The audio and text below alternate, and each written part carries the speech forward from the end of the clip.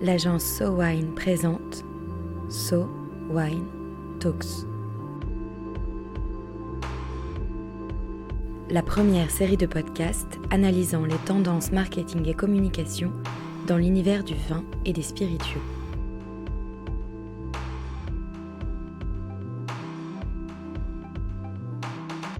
Le baromètre So Wine Dynata 2019, dont la présentation a eu lieu le 27 septembre dernier au Figaro, a réalisé un état des lieux de la consommation du vin et des spiritueux en France, divisé en 4 grands axes. Aujourd'hui, arrêtons-nous sur une des nouveautés de cette année, thème d'actualité s'il en est, le rapport des Français au vin bio.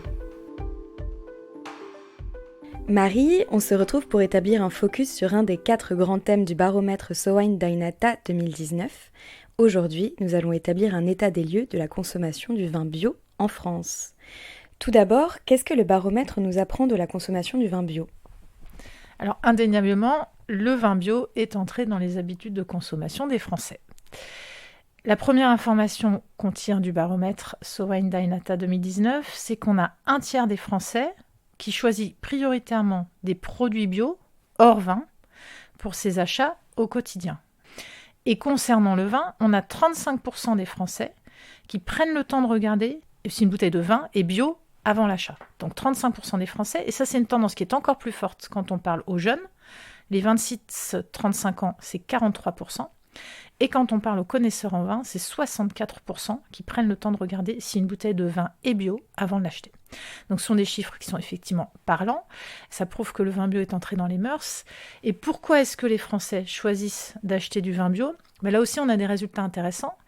En particulier, le premier résultat qui est le choix d'acheter du vin bio pour s'assurer de la qualité du vin. Ça, c'est quelque chose qui est nouveau. Il y a quelques années, on avait des doutes sur la qualité du vin quand on achetait du vin bio. Aujourd'hui, 48% des Français achètent du vin bio sur le critère de dire c'est parce que je sais que ça me donne une garantie de qualité. Les autres critères d'achat, c'est pour soutenir les terroirs et les producteurs, pour 44% des Français, pour respecter l'environnement, à 43%, et puis également pour faire attention à sa santé, pour 35%. Le bio, c'est donc plus du tout un sujet ésotérique. Ça l'était il y a quelques années. Aujourd'hui, c'est vraiment rentré dans les mœurs. C'est même plus un sujet tellement bobo. Ça concerne tous les Français.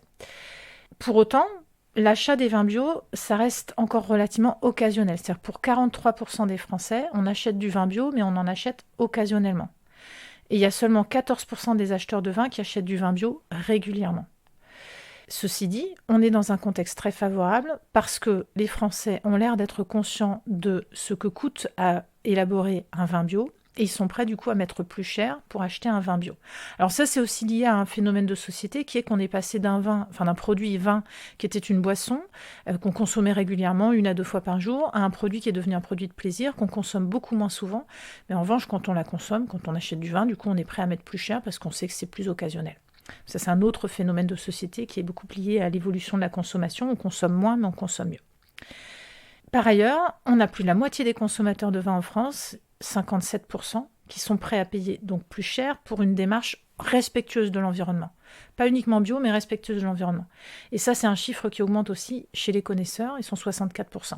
Donc ça pose la question des labels, puisque là, on parle de bio, mais du coup, ça pose la question de qu'est-ce que recoupe le label bio. Alors, le label bio, le plus connu, c'est le label AB, le petit logo vert et blanc AB.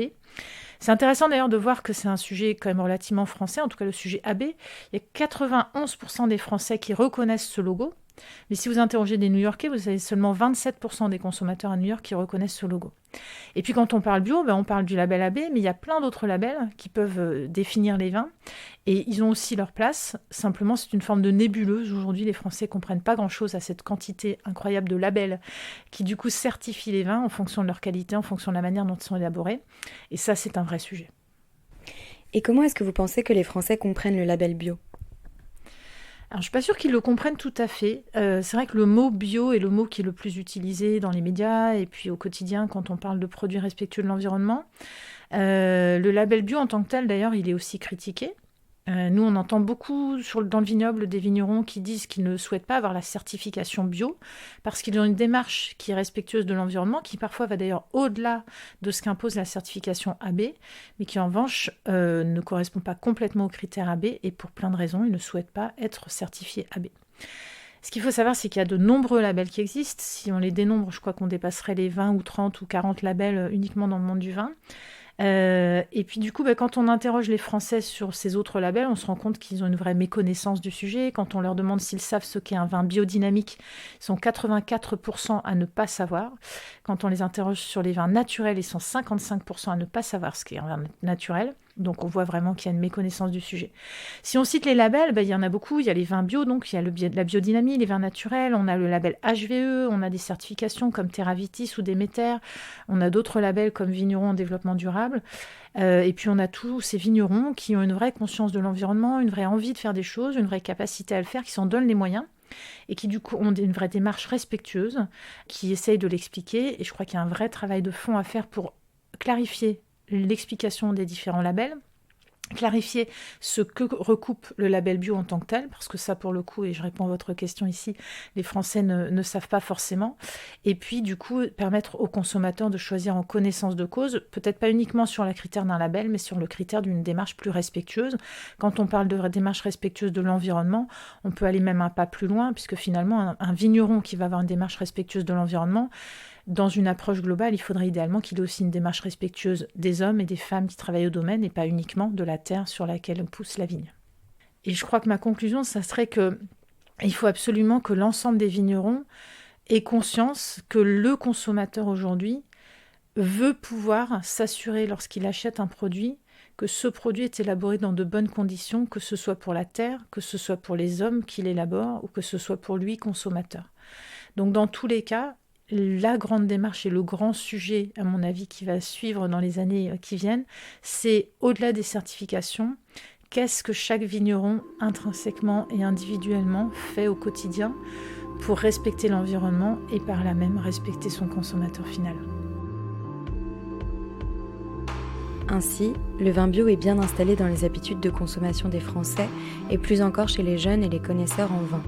Le vin, bien qu'étant un secteur qui a ses caractéristiques, suit donc la tendance globale d'une consommation qui respecte de plus en plus la terre et la santé des hommes. Un épisode conçu et produit par SoWine, écrit et réalisé par Chloé Vibo. SoWine Talks reviendra dans quelques semaines pour décrypter à nouveau les tendances de consommation du vin et des spiritueux. En attendant, si vous avez aimé cet épisode, n'hésitez pas à le partager sur Twitter et Facebook et à nous donner des étoiles sur iTunes. À très vite.